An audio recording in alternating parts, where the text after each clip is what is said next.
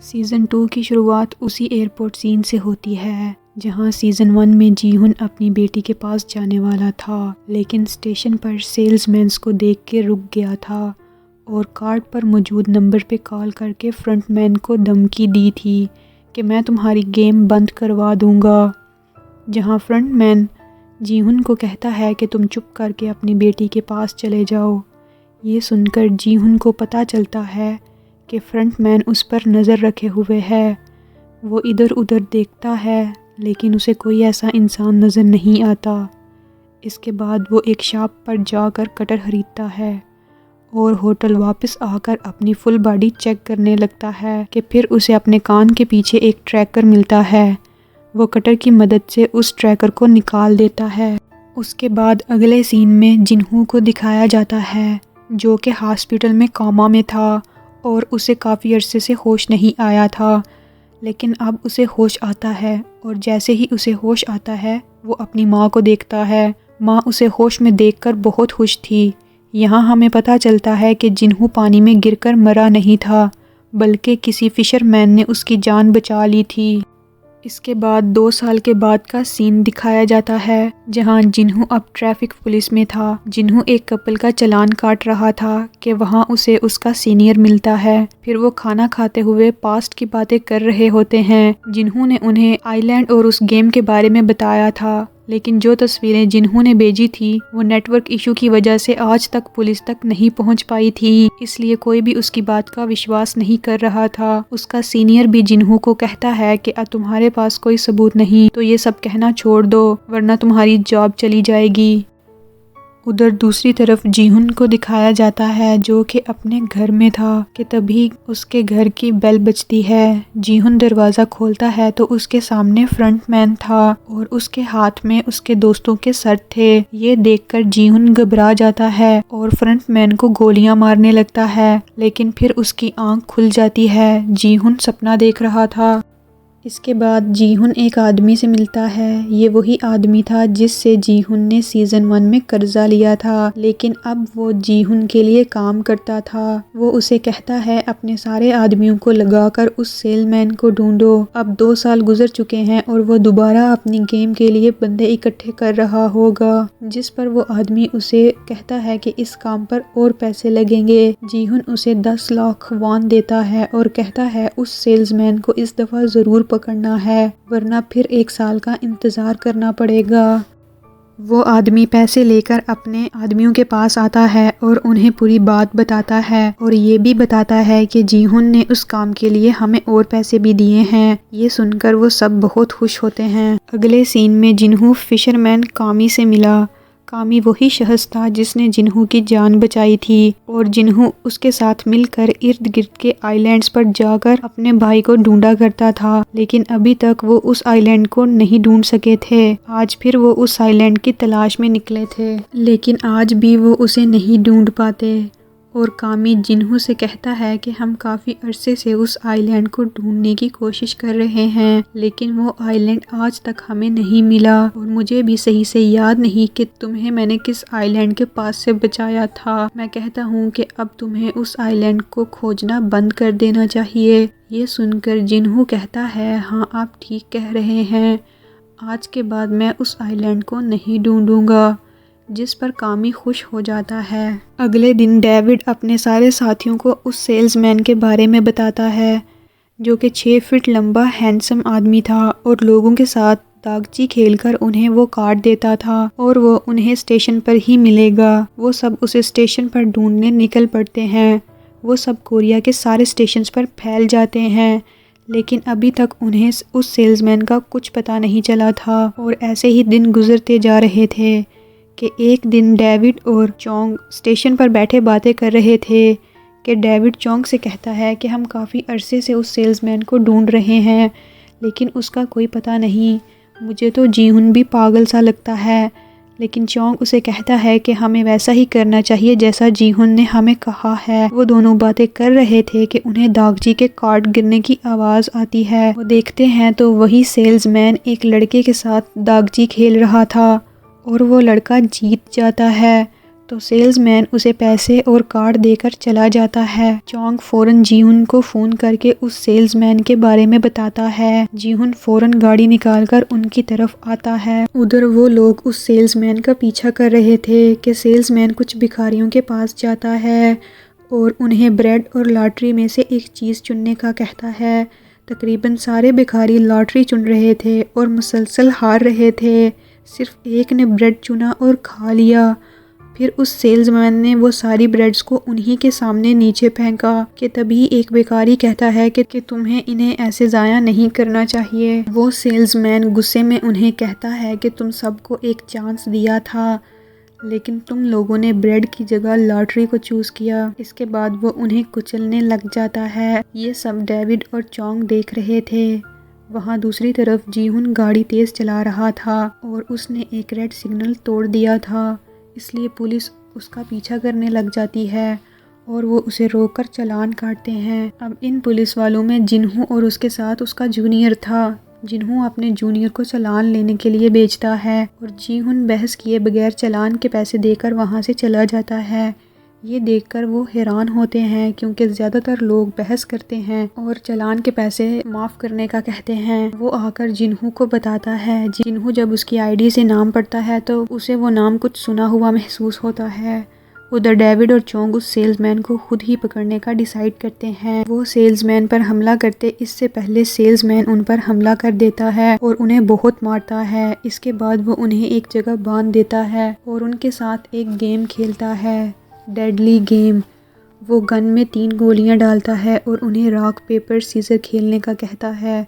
जो हार जाएगा उस पर वो गोली चलाएगा और इस गेम में चोंग हार जाता है। सेल्समैन चोंग को गोली मारकर मार देता है। फिर वो जैंग को सब कुछ सच सच बताने का कहता है। उधर जिन्हू ने जीहुन की आईडी कार्ड की मदद से उसकी इन्फॉर्मेशन निकाल ली थी और उसे याद आता है कि ये तो वही आदमी है जिसकी मदद से वो उस गेम तक पहुंचा था।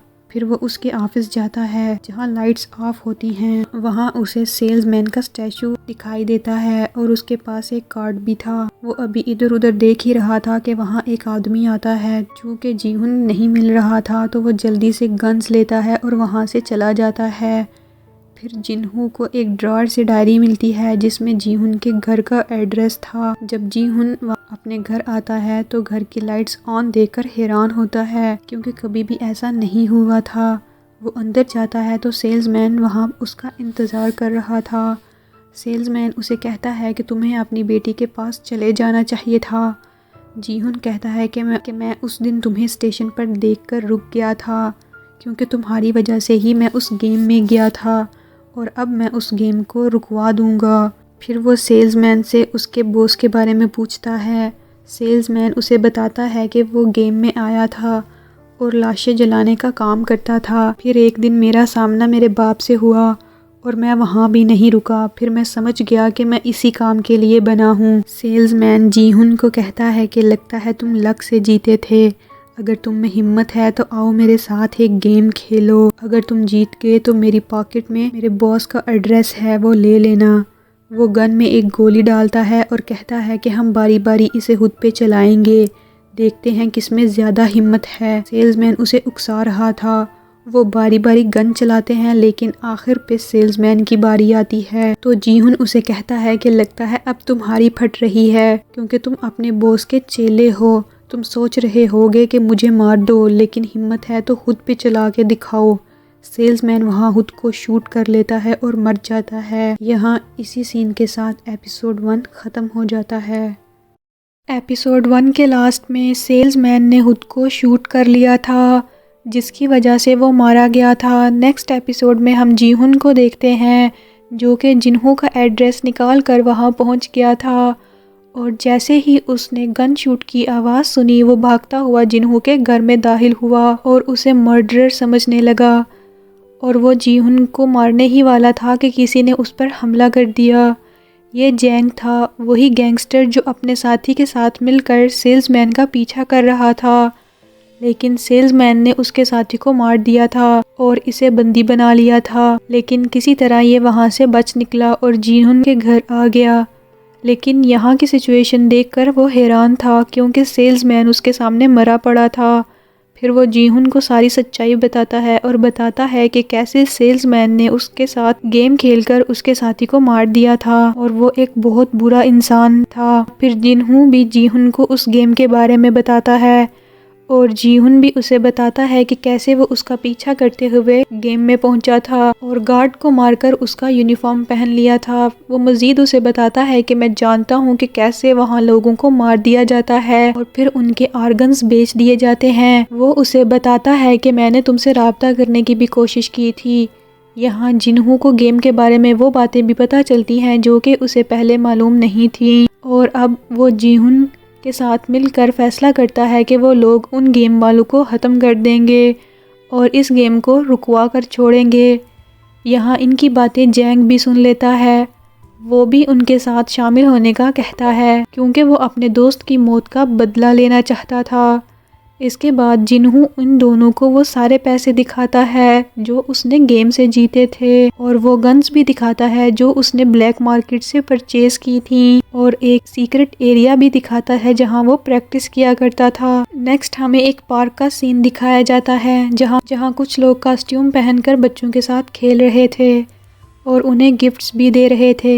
यहाँ हम एक बच्चे को देखते हैं जो कि कॉस्ट्यूम वाले आदमी से हाथ मिलाने लगता है लेकिन वो कॉस्ट्यूम वाला आदमी बच्चे को नहीं देखता और वहाँ से चला जाता है जिससे उस बच्चे को बहुत बुरा लगता है।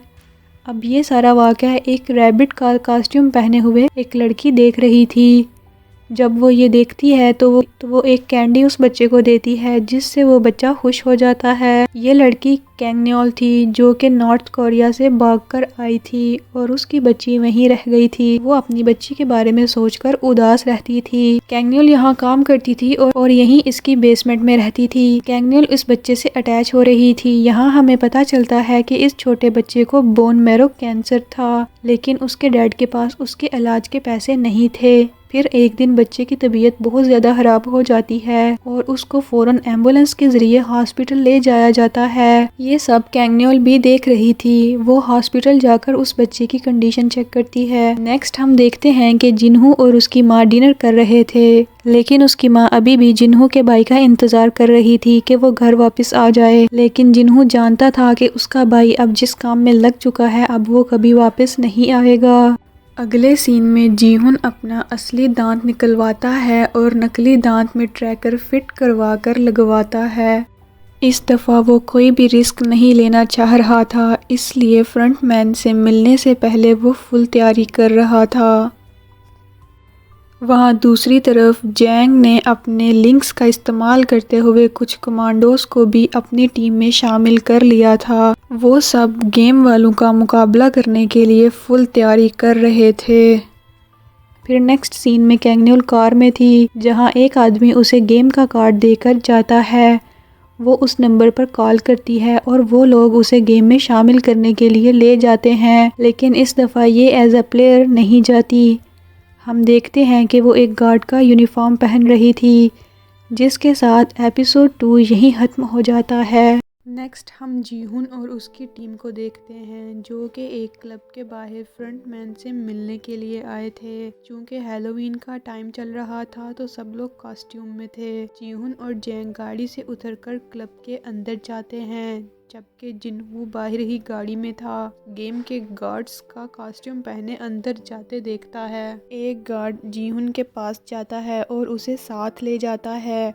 वहाँ दूसरी तरफ जिन्हू जब तक अंदर पहुँचता है तो वो लोग जीहुन को ले जा चुके थे और जिन्हू देखता है कि जैंग वहाँ बेहोश पड़ा है। वहाँ ट्रैकर से उसे पता चलता है कि वो लोग जीहुन को पीछे वाले रास्ते से ले जा रहे हैं। वो उसे एक गाड़ी में ले जाते हैं जहाँ उसके सामने एक स्पीकर पड़ा था जिसके ज़रिए वो फ्रंटमैन से बात कर रहा था। जीहुन कहता है कि मैं पहले भी इस गाड़ी में बैठ चुका हूँ, जहाँ फ्रंटमैन उसे कहता है कि तुम्हें पैसों से इंजॉय करना चाहिए था और अपनी बेटी के पास चले जाना चाहिए था।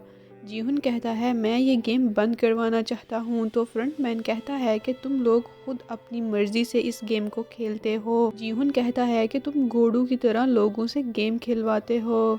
फ्रंटमैन कहता है कि वो लोग वैसे भी इस दुनिया का कचरा हैं और हम उसे ख़त्म कर रहे हैं। जीहुन कहता है कि तुम लोगों को उनकी गरीबी का एहसास दिलाकर उनसे गेम खिलवाते हो। मैं इस गेम को ज़्यादा देर नहीं चलने दूंगा और इसे बंद करवा के रहूँगा।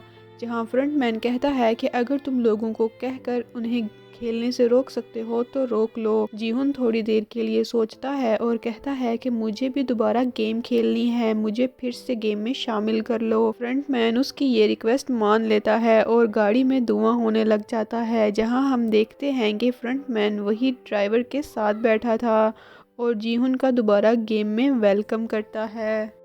इन दोनों की बातें जिन्हू भी सुन रहा था। फिर हम देखते हैं कि जिन्हू जैंग के साथ मिलकर कैप्टन कामी के पास जाते हैं। वो ट्रैकर के जरिए जीहुन को ट्रैक करके बचाना चाहते थे। वहाँ दूसरी तरफ जीहुन की आंख खुलती है तो वो देखता है कि वो गेम में है और उसे दोबारा नंबर 456 दिया गया है और उसके साथ और भी कई सारे लोग मौजूद थे। जहाँ उसे एक ज्योतिष मिलती है। वो कहती है कि तुम्हारे अंदर बहुत पोटेंशियल है, तुम्हारे अंदर बदले की आग है और तुम्हें मरने वालों की आत्माओं ने बुलाया है। इतने में वहाँ गार्ड्स आते हैं और सभी लोग उनसे गेम के बारे में पूछने लगते हैं। गार्ड्स उन्हें गेम के बारे में बताते हैं। वो बताते हैं कि टोटल 6 गेम्स खेली जाएंगी और हर गेम के लास्ट पे वोटिंग करवाई जाएगी और अगर ज़्यादा वोट गेम छोड़ने के होंगे तो पैसे सब में इक्वली बांटकर गेम को वहीं रोक दिया जाएगा। ये रूल सुनकर जीहुन शॉक्ड होता है क्योंकि उसकी वजह से ये नया रूल बनाया गया था। फिर उन्होंने फॉर्म्स को साइन किया और फिर कुछ देर बाद फ़ोटो निकाली। वहाँ थैनोस नाम का एक रैपर भी मौजूद था। सब उसके साथ फ़ोटो लेने लगे लेकिन गार्ड्स ने उन्हें आगे चलने का कहा। फिर थैनोस उन्हें प्रॉमिस करता है कि वो बाहर जाकर उनके साथ फ़ोटो ज़रूर बनवाएगा। जहाँ जीहुन को उसका दोस्त भी मिलता है। वो उससे 3 साल बाद मिल रहा था और उसे वहाँ देखकर हैरान था।